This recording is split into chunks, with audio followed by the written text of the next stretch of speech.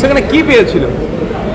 আম্মাপাড়ার কিতাব, এরপর বর্ণ পরিচয় বলি, সেই আলিফ বে তে সে কিতাব পেয়েছিল, এটাকে বলা হচ্ছে আল কায়দা বলে জুড়ে দিয়েছি। এভাবে জুড়ে দেওয়া হয়েছে। এরকম বাজার গরম করে কিচ্ছু হবে না। জাতীয়তাবাদী আমরা, দেশকে স্বাধীন বাঙালি করেছিল কাঁধে কাঁধে মিলিয়ে, আমারও পূর্বপুরুষ ছিল সেই স্বাধীনতা সংগ্রামী। সুতরাং দেশের মধ্যে থেকে কেউ অন্যায় কাজ করবে, আমরা তাদের ছেড়ে কথা বলবো না। মমতা বন্দ্যোপাধ্যায় পরাজয়ের পর বলছেন যে সবাইকে আহ্বান করছেন একসঙ্গে এসে লড়াই করে। এখন না শুভবুদ্ধির উদয় হয়েছে, যথেষ্ট শুভবুদ্ধি আছে। এই বিষয়টাতে আমরা তো অনেক আগে বলেছিলাম।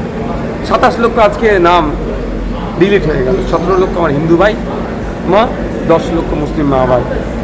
সেই সময় বলেছিলাম আগে ভোটার পরে ভোটকে বয়কট করুন, তখন কারণ সাড়া দেয়নি।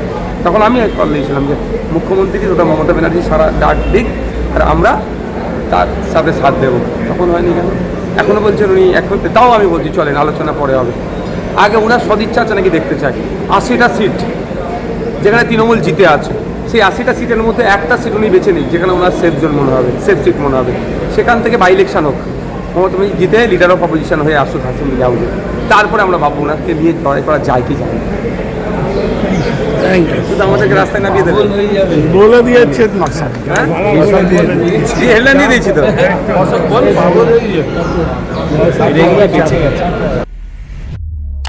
দেখতে থাকুন বাংলা জাগো।